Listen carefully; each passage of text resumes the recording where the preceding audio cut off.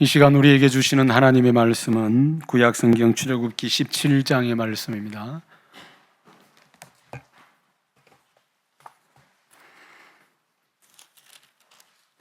출애굽기 17장 8절에서 16절까지입니다. 제가 가지고 있는 성경으로는 구약성경 109쪽에 있는 하나님의 말씀입니다.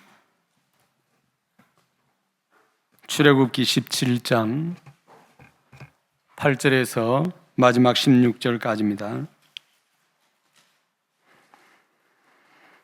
우리 다 같이 한 목소리로 읽고 하나님께 크게 아멘으로 화답하여 주시기 바랍니다. 다 같이 읽습니다.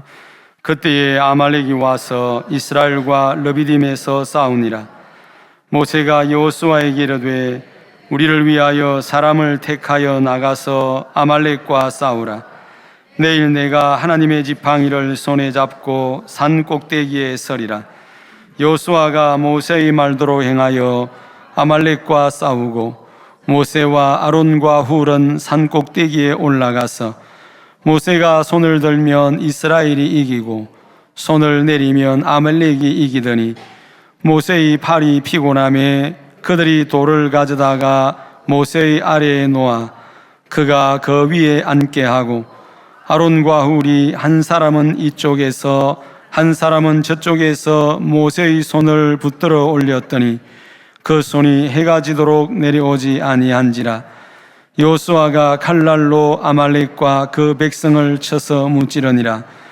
여호와께서 모세에게 이르시되 이것을 책에 기념하게 하고 여호수아의 귀에 외어 들리라. 내가 아말렉을 없이하여 천하에서 기억도 못하게 하리라. 모세가 제단을 쌓고 그 이름을 여호와 니시라 하고 이르되 여호와께서 맹세하시기를 여호와가 아말렉과 더불어 대대로 싸우리라 하셨다 하였더라. 아멘. 우리 하나님을 믿는다라고 하는 것은 하나님께서 나를 구원하셨습니다. 하나님께서 나를 사랑하셨습니다. 이것만 믿는 것이 아닙니다. 그 하나님께서 항상 나와 함께 하고 계시고 나의 삶을 통치하시고 다스리십니다. 나의 일거수일투족을 이끌어 가십니다. 내 삶의 주인이십니다. 이것도 역시 믿는 거거든요. 이러한 믿음은 내가 평안하고 좋을 때만 해당되는 믿음이 아닙니다. 아무 염려할 것도 없고 근심할 것도 없거나 자식들도 애 안 미고 평생 왼수라고 흔히들 이야기하는 세상 사람들은 남편이 애를 안 먹이고 잘 좋게 그럴 때만 해당되는 것이 아닙니다. 모든 순간 나와 함께 하시는 분이라는 의미는 내가 좋을 때도 함께 하고 있고 내가 힘들 때도 함께 하고 있고 내가 밥 먹을 때도 함께 하고 있고 심지어는 내가 화장실에 앉아서 신문을 보고 있을 때도 역시 하나님은 나와 함께 하고 있다. 이것을 믿는 것이 믿음입니다. 지난 주일 이스라엘 백성들은 르비딤에서 물이 없는 어려움에 처했었잖아요. 오늘은 꽃 같은 장소입니다. 이 르비딤에서 다른 형태의 어려움을 당하게 됩니다. 출애굽한 이스라엘에게 지금까지 있었던 수많은 어려움들은 다 내부적인 어려움이었어요. 먹을 것이 없고 마실 것이 없고 길이 험하고 이런 다 내부적인 어려움이었거든요. 그러니까 이건 내부적으로 소화시키고 해소할 수 있는 문제입니다. 그런데 오늘은 다르죠. 출애굽한 이스라엘에게 지금까지는 외부의 적이 공격해 온 적이 없습니다. 이스라엘이 홍해를 건넌 후 여기까지 이르는 동안에 그들을 지속적으로 괴롭혔던 것은 내부적인 문제였잖아요. 그런데 오늘은 전혀 다른 유형의 어려움이 생긴 거죠. 공급하시는 하나님의 은혜로 어려움의 고비를 넘긴 이들에게 찾아온 것은 지속적인 평강이나 안전한 삶이 아닙니다. 여러분, 하나님은 우리에게 단 한 번도 지속적인 평안을 주겠다, 아무런 어려움 없이 살게 해주겠다, 곤고한 시절을 당하지 않게 해주겠다, 이렇게 약속한 적이 없습니다. 여러분, 믿음이라고 하는 것은 우리에게 편안한 삶을 보장한 것이 아니라 승리하는 삶을 보장한 것이거든요. 그렇기 때문에 승리하기 위해서는 때로는 싸워야 되고 어려움도 겪어야 되는 것이죠. 반석에서 물이 솟아나는 소위 기적의 흥분이 채 가시기도 전에 그들은 또 다른 형태의 어려움을 겪게 되는데, 이걸 보면서 우리는 뭘 느낍니까? 아, 인생이라고 하는 것이 결코 안전한 것이 아니구나. 하나님이 나와 함께 하고 있다고 해서 내 인생의 안전이 보장되는 것은 아니구나. 적어도 겉으로 드러나는 것은 말이죠. 그걸 우리가 깨닫게 됩니다. 이스라엘 백성들에게 전쟁은 전혀 익숙하지가 않아요. 한 번도 경험하지 못한 생소한 일입니다. 사실 이스라엘 백성들의 대부분은 칼과 창을 잡아본 적이 없어요. 이 사람들은 애굽에서 굉장히 강성했잖아요. 그리고 더 강성해지는 것을 애굽 왕 바로가 굉장히 두려워했습니다. 왜냐하면 모세 시대의 왕조는 반역을 한 그 왕조였거든요. 그러니까 이 이스라엘이 왕성해지고 쫓겨나간 왕조와 결탁을 해가지고 자기들을 공격하면은 자기들이 위기에 처할 수 있다라고 그렇게 생각을 했기 때문에 뭘 한 겁니까? 전쟁 안 가르칩니다. 칼 쓰고 활 쓰고 이런 거 안 가르칩니다. 죽도록 시킨 건 뭡니까? 아들 낳으면은 나일강에 던져 넣어버리고, 그 다음에 바로의 성 짓고, 그 다음에 농사 짓고, 이런 거 시켰습니다. 양 먹이고 염소 먹이고 이런 거 시켰거든요. 그러니까 전쟁하고는 아무 상관없는 그 일을 시켰던 겁니다. 그런데 여러분, 우리가 살아가면서 전쟁이라고 하는 것은 굉장히 중요하잖아요. 그래서 평상시에 땀 한 방울이 전쟁할 때 피 한 방울과 맞붙는다, 이런 말도 있단 말이죠. 이 시대를 살아가는 우리 역시 이 전쟁의 당사자인 것처럼 주의 깊게 살피고 유념해야 되는 이유가 바로 우리의 매일 매 순간이 전쟁의 순간이기 때문에 그렇습니다. 몸과 몸이 부닥쳐서 싸우는 것이 아니고 영적으로 싸우는 문제일 뿐, 똑같이 전쟁을 치르지만은 전쟁을 이기는 원리는 똑같습니다. 본문에 기록된 아말렉과의 전쟁은 단지 우발적으로 일어난 하나의 사건이 아닙니다. 이스라엘의 백성이 겪은 이 첫 번째 전쟁은 앞으로 하나님의 나라에 이르기까지 이스라엘 백성들은 가나안 땅에 들어가서 살 그것뿐만 아니라 그 이후에도 계속해서 싸우게 될 전쟁이기 때문에 이 전쟁은 굉장히 중요합니다. 그래서 우리가 읽은 마지막 절을 보십시오. 여호와가 아말렉으로 더불어 어떻게 해요? 대대로 싸우리라. 대대로.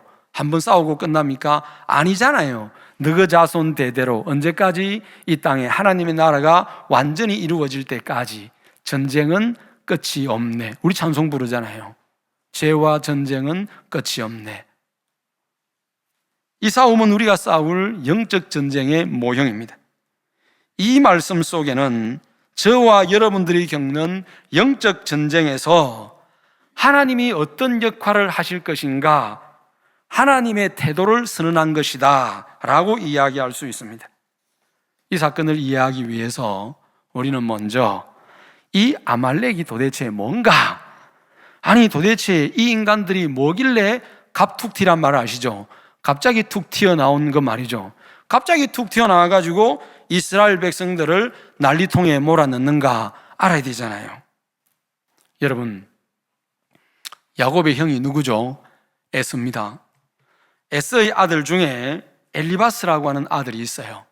이 엘리바스가 딥나라고 하는 여인과 결혼을 해서 아들을 낳았는데 그 아들이 바로 아말렉이다라고 창세기 36장에 딱 이야기하고 있어요. 그러니까 혈통으로 보면은 에서가 이삭의 아들이잖아요. 그러면 이삭의 증손자가 바로 아말렉입니다. 그렇다면 지금 르비딤에 있는 이스라엘 백성들과는 같은 혈통, 같은 민족의 사람입니다. 다르게 이야기하면 남과 북이 전쟁이 붙었다, 이렇게 생각하면 좀 이해가 쉬울 겁니다. 그러면 왜 이들이 쳐들어왔을까? 르비딤까지 쳐들어와서 전쟁을 일으킨 이유가 뭘까? 본문만 가지고는 이해할 수가 없습니다. 그 이유는 시편에서 찾아야 됩니다. 시편 84편에 보면 이렇게 기록되어 있습니다. 말하기를, 이건 아말렉이 하는 이야기예요. 가서 그들을, 이스라엘입니다, 이스라엘을 멸하여 다시 나라가 되지 못하게 하여 이스라엘의 이름으로는 다시는 기억되지 못하게 하자. 이것이 아말렉의 의도였습니다. 무슨 말씀인지 이해가 되시죠? 이 사람들이 한 마음으로 의논하고 주를 대적하여 서로 동맹하니 곧 그발과 암몬과 아말렉이며 블레셋과 두로 사람이요 라고 이야기하고 있습니다. 그러니까 이 나라들 있잖아요. 여기에 나와 있는 많은 나라들, 암몬, 그발, 아말렉, 블레셋, 두로, 수많은 나라들이 시대는 달리 했을지 모르지만은 이스라엘에게 공동의 적이었어요. 다 이스라엘을 없애려고 한 겁니다. 왜 없애려고 한 겁니까? 딱 한 가지입니다. 하나님의 백성을 이 땅에서 다 없애버리겠다, 씨를 말려버리겠다, 이런 의도였던 것입니다.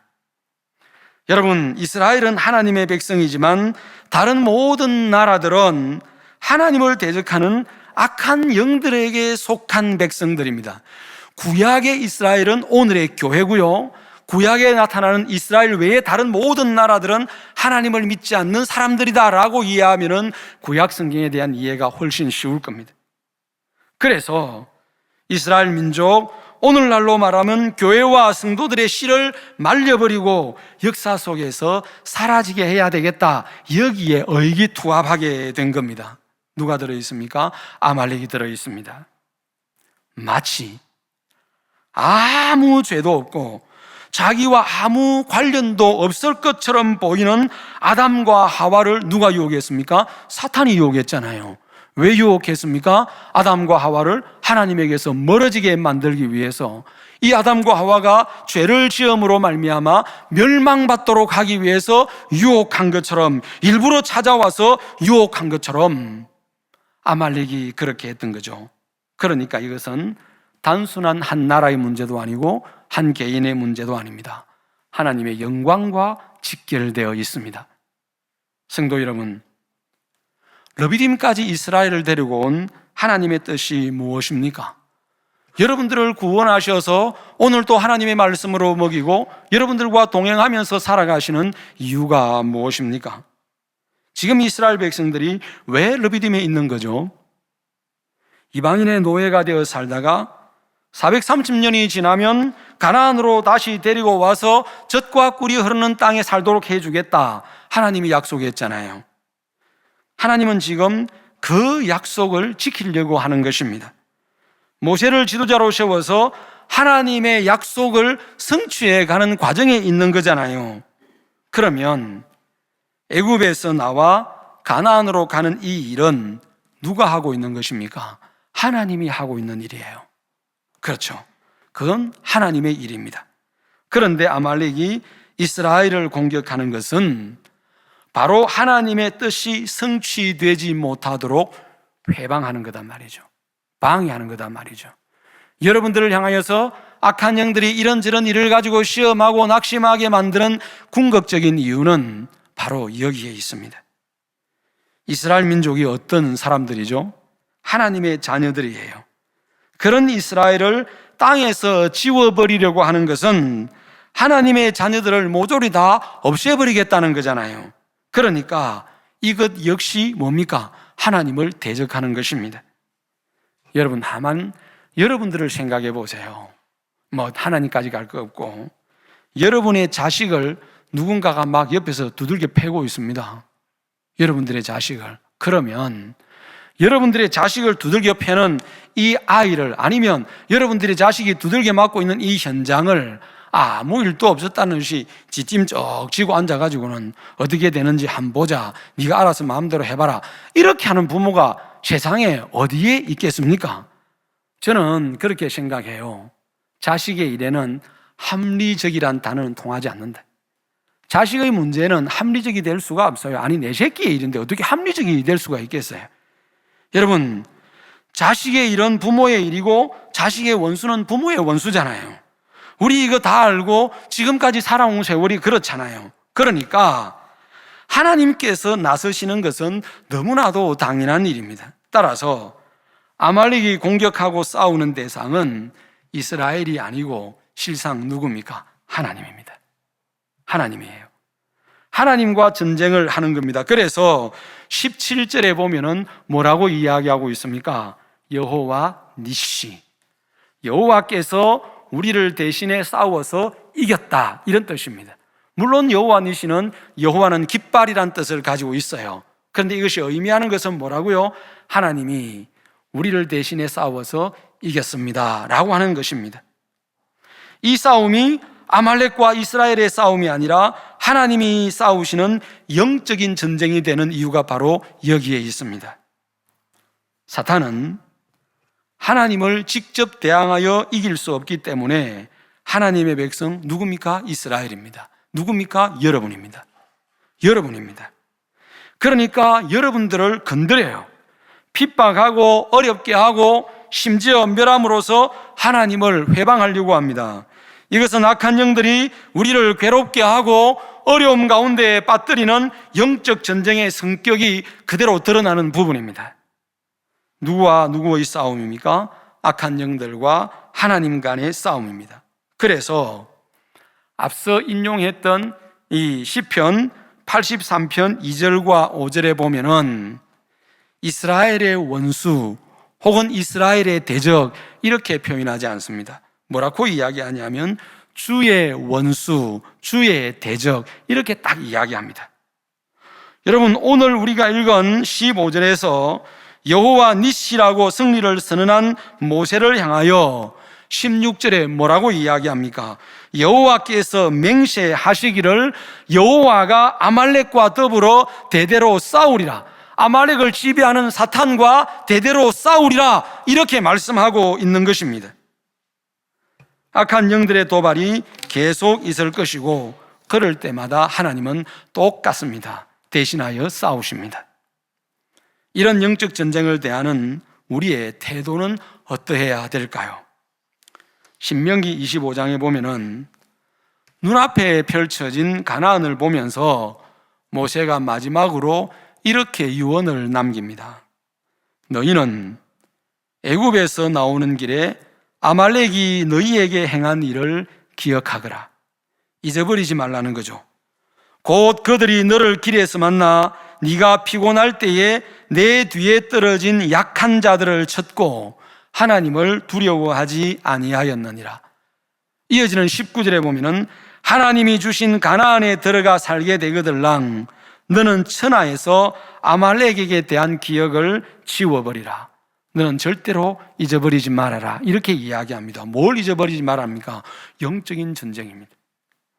계속해서 잊어버리지 말라 하고 나중에는 지워버리라, 아예 생각도 하지 못하도록 이 땅에서 완전히 제거해버리라는 무서운 유언을 모세가 남깁니다.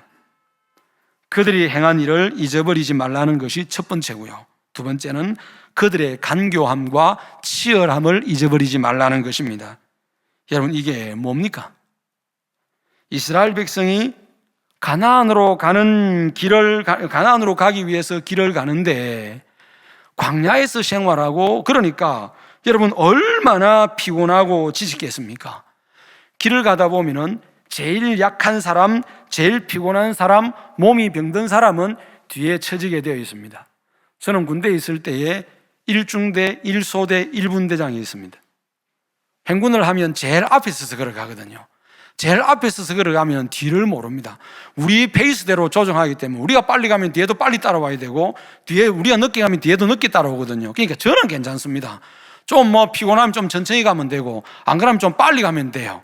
그런데 뒤에 사람은 누구에게 맞춰야 됩니까? 저에게 맞춰야 됩니다. 아픈 사람은 피곤하니까 걸음이 늦어질 수밖에 없어요. 뒤에 사람은 지칩니다. 노약자들입니다. 아이들입니다. 이들 누가 쳤어요? 사탄이, 아말렉이 친 겁니다. 우리가 볼 때는 굉장히 비열하고 비겁한 행동이기는 하지만은 원수의 입장에서 보면요, 굉장히 교활하고 간교한 겁니다. 사탄이 이렇습니다. 예수님을 언제 공격했습니까? 예수님이 40일 동안 줄여서 배가 고플 때 배고픈 그 약점을 딱 치고 들어와서 예수님을 시험했습니다. 여러분, 우리의 가장 연약한 부분, 히브리서 12장에 보면은 모든 무거운 것과 얽매이기 쉬운 죄라고 이야기합니다. 습관적으로 반복적으로 저지를 수 있는 고리가 가장 연약한 고리입니다. 걸면 걸릴 수 있는 이 고리가 가장 연약한 고리입니다. 그게 돈의 문제든 건강의 문제든 자녀의 문제든 신앙의 문제든 어떤 것이든지 상관없습니다. 왜냐하면 사람마다 각각 다른 영역이 다르기 때문에 그렇습니다. 그러나 여러분, 사탄의 전략은 똑같습니다. 나의 가장 연약한 고리를 파고 들어옵니다. 그리고 그것을 깨뜨림으로 말미암아 하나님과 우리의 관계를 멀어지게 합니다. 마치 연을 날릴 때 연줄이 끊어지면은 이 주인에게서 연이 멀어지는 것처럼 하나님과 우리 사이를 멀리 떨어놓으려고 합니다. 사탄의 강교한 전략입니다. 이렇게 그들이 하나님의 자녀들을 공격할 수 있는 것은 하나님조차 두려워하지 않기 때문이라고 말합니다. 영적인 전쟁을 도발하는 악한 영들의 모습을 보십시오. 저와 여러분들의 신앙과 삶을 흔들고 하나님에게서 멀어지게 하려는 악한 영들의 정체를 보라 그 말입니다. 이들은 가나안 남쪽에 자리 잡고 살던 민족이었어요. 그런데 지금 전쟁을 하는 곳이 어디냐면 르비딤입니다. 자기가 사는 곳이 이스라엘에게 침해를 받았거나 위협을 받을 가능성이 있기 때문에 싸운 것이 아닙니다. 참고로 우리 지도 한번 볼까요? 집사님, 지도를 보면은 지중해 밑에 보면은 빨간 걸로 네모해 놨잖아요. 저기가 뭐가 있어요? 아말렉이 있죠. 저기가 아말렉입니다. 그다음에 쭉 내려오면은 시나이 반도 제일 끝에 모세산이라고 있죠. 네모쳐 놨죠. 여기가 시내산인데 저 바로 왼쪽이 르비딤입니다. 그러면 길이 굉장히 멀죠. 저기는 또 아라비아 광야입니다. 거리가 어느 정도 되느냐 하면은 300km나 떨어져 있습니다. 여러분, 300km라고 이야기한다고 해서 그냥 이 시대의 300km라고 생각하면 안 됩니다. 이제는 지우셔도 됩니다. 오늘날도 자동차로 달리는 오늘날도 300km면 짧은 거리가 아닙니다. 그런데 3200년 전입니다. 장군은 말을 타고 가더라도 쫄병들은 전부 다 뛰든지 걷든지해서 가야 되는 시기였잖아요. 거기다가 여기는 광야입니다. 자기들과는 아무 상관이 없는데 단지 이스라엘의 소식을 듣고 전쟁을 해서 이스라엘 백성들을 지구상에서 씨를 말리기 위해서 이 르비딤까지 원정을 온다. 여러분, 이게 가능한 일이겠습니까? 하지만 이스라엘의 피를 가진 사람이라면 한 사람도 살려두고 싶지 않을 정도의 절박함만 가지고 있다면 얼마든지 가능한 일입니다. 사탄은 이런 절박함을 가지고 있습니다. 저와 여러분들을 하나님에게서 때려놓으려고 하는, 목을 걸고라도 하나님과 저 여러분들을 때려놓으려고 하는 절박함을 가지고 있습니다. 우리가 잠들어 있는 순간에도 사탄은 절대로 자지 않습니다. 하나님이 졸지도 않고 주무시지도 않는다고 해서 사탄도 졸거나 이렇게 한다고 생각하면 그건 너무나도 큰 착각입니다. 하나님의 백성들을 대하는 원수의 태도가 이렇습니다. 이 정도면 원수들이 우리를 괴롭히는 집요함, 하나님을 대적하는 열심이 어느 정도인지 충분히 미루어 짐작할 수 있지 않겠습니까? 그렇다면 이런 영적인 전쟁에서 이기기 위해 우리가 무엇을 해야 될까요? 저는 여러분들에게 방법을 이야기하는 것이 아니고 행동을 이야기하는 것입니다. 이렇게 해달라고 부탁드리는 겁니다. 이미 자기들 가운데 하나님이 계신다는 것을 르비딤 반석에서 경험했잖아요. 나와 하나님이 함께 계시구나. 깨어지는 반석에서 물이 나오는 것을 통해서 경험했잖아요. 나와 함께 하고 계신 하나님을 내 실제 생활 속에 적용시켜야 됩니다. 믿음은 단순하게 아는 것이 아닙니다. 믿음은 내 삶의 적용이고 행동입니다. 9절을 보십시오. 자기의 시종 여호수아를 불렀습니다. 우리를 위하여 사람들을 택하여 나가서 아말렉과 싸워라. 그리고 자신이 취할 행동도 설명합니다. 나는 하나님의 지팡이를 손에 잡고 산 꼭대기에 서겠다. 여러분, 모세가 내린 작전 지시를 여호수아가 진행해요. 여호수아는 이스라엘 백성들 가운데 싸움에 나갈 수 있는 장정들을 뽑았습니다. 그리고 아말렉 군인들이 있는 전쟁터로 달려갑니다. 이 싸움은 죽이고자 하는 자들과 살려고 하는 사람들 사이에 이루어지는 전쟁입니다. 전쟁이라고 하는 것이 여러분 뭡니까? 따지고 보면 생명 따먹기 싸움입니다. 내 편 생명 걸고 저쪽 편 생명 걸고, 그래서 이긴 놈이 생명을 가져가는 것이 전쟁입니다. 죽기 살기로 싸워야 되지 않겠습니까? 그러면 지금 이 르비딤에서 붙었던 전쟁도 죽기 살기로 싸운다라고 생각해야 됩니다. 언제까지입니까? 해가 지도록.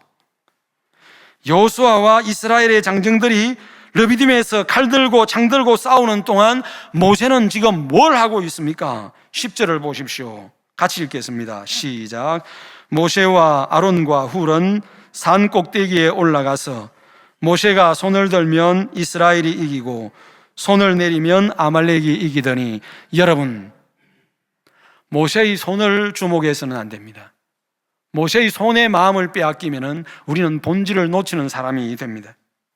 모세가 산 꼭대기로 올라갔어요. 모세의 곁에는 아론과 훌도 함께 있었습니다. 전쟁의 상황을 잘 볼 수 있는 곳에 오른 모세가 하늘을 향하여 손을 들었습니다. 모세에게 이 전쟁은 그냥 우연히 일어난 전쟁이 아닙니다. 성경이 말하지 않기 때문에 우리가 장담할 수는 없지만 무려 300km 이상 떨어진 곳에 살던 사람들이 아무런 이해관계가 없는 자신들을 공격하는 아말렉을 보면서 이 전쟁은 보통의 전쟁과는 다르다라고 판단한 것입니다. 호렙산에서 부름을 받던 때부터 지금까지 과정의 모든 과정들을 복기해 보았을 것입니다. 그 과정 속에 우리를 위해서, 자기들을 위해서 일하신 하나님의 일하심을 보았을 것입니다. 하나님의 인도하심을 경험했기 때문에 이 역시 하나님의 인도하심 속에 있으며 하나님께서 일하시는 과정이라고 판단했던 것입니다. 그랬기 때문에 뭘 들고 갑니까? 하나님께서 일하시는 상징, 하나님의 일하심을 상징하는 바로 그 지팡이, 원수들을 심판하는 도구로 사용하신 그 지팡이고, 심판하는 데 썼던 바로 그 지팡이입니다. 그리고 자기 손에 들린 지팡이를 보고 뭐라고 합니까? 9절에 보면은 하나님의 지팡이라고 말합니다. 하나님의 지팡이입니다. 이 말이 이 싸움의 본질을 정확하게 말하고 있습니다. 따라서 모세가 든 것은 그냥 손이 아닙니다. 모세가 든 지팡이는 그냥 지팡이가 아니에요. 하나님의 지팡이를 손에 들고 하나님을 향하여서 도움을 요청하는 팔이고 믿음의 팔을 올린 것입니다. 여러분, 기도가 만사를 여는 열쇠라고 생각하면 절대로 안 됩니다. 기도는 만사를 형통하게 하는 열쇠가 아닙니다. 그것은 하나님의 은혜를 우리에게 가져오는 하나의 수단입니다. 여러 가지 수단들 가운데 하나의 수단입니다. 하나님은 기도를 통해서 역사하실 수도 있고 말씀을 통해서도 역사하실 수 있고, 우리가 아무것도 하지 않았음에도 불구하고 하나님은 얼마든지 역사할 수 있습니다. 그러면 무엇이 가장 중요합니까? 하나님입니다. 하나님이 가장 중요합니다. 우리에게 이 하나님이 있어야 합니다. 우리에게 이 하나님을 믿는 믿음이 있어야 됩니다. 그 어떤 것들보다도 가장 우선해야 되는 것은 바로 이 하나님입니다. 모세는 바로 이것이었습니다. 보십시오. 마치 다윗이 물맷돌을 들고 고실락에게 가면서 너는 칼과 창으로 내게 오지만은 나는 네가 모욕하는 하나님의 이름 가지고 나간다. 똑같지 않습니까? 언제나 우리 승리의 공식은 똑같습니다. 하나님입니다. 하나님 빼고 우리의 승리는 어느 순간도 장담할 수 없습니다. 모세의 이러한 행동은 이 싸움이 하나님의 싸움이라는 것, 그리고 하나님께서 역사하셔서 이길 거라고 하는 믿음이 담겨져 있습니다. 그렇기 때문에 모세는 단 한 번도 이 싸움을 위해서 전략을 짜거나 작전 회의를 한 적이 없습니다. 너는 이곳으로 가서 적의 머리를 치고 너는 저곳으로 가서 수비를 해라, 이런 거 없습니다. 그냥 나가서 싸워. 나는 내대로 하나님과 기룰 테니까 너는 그냥 너대로 해. 모세가 취한 것을 보십시오. 모세는 엄밀한 중에 보고 계시면서 엄밀한 중에 역사하시는 하나님을 만나기 위해, 하나님께 도움을 구하기 위해 믿음으로 기도의 골방을 찾은 것밖에 없습니다. 여러분, 오늘 저는 이것으로 말씀을 정리하려고 합니다. 더 구체적인 결론은 다음 주일에 이어지는 말씀을 통해서 가려고 합니다. 전 가장 은혜를 받은 사람이 누굴까? 옆에 섰던 아론과 훌일 거라고 생각을 합니다. 봤잖아요. 모세의 손이 올라가면서 믿음으로 올렸을 때에 이스라엘 진영이 이기고, 상대적으로 피곤하여 이 손이 내려올 때에 이스라엘 백성들이 지는 것을 가장 눈여겨본 사람들이 아론과 훌입니다. 이것이 영적인 전쟁이라는 것을 깨달았을 때에 비로소 이 두 사람이 거기에 동참하게 됩니다. 어떻게 합니까? 모세의 손이 내려올 때 한 사람은 이쪽에서 한 사람은 저쪽에서 붙들어 올립니다. 같이 믿음으로 기도한 거죠. 동력입니다. 이것이 이 시대를 살아가는 우리에게 필요한 것입니다.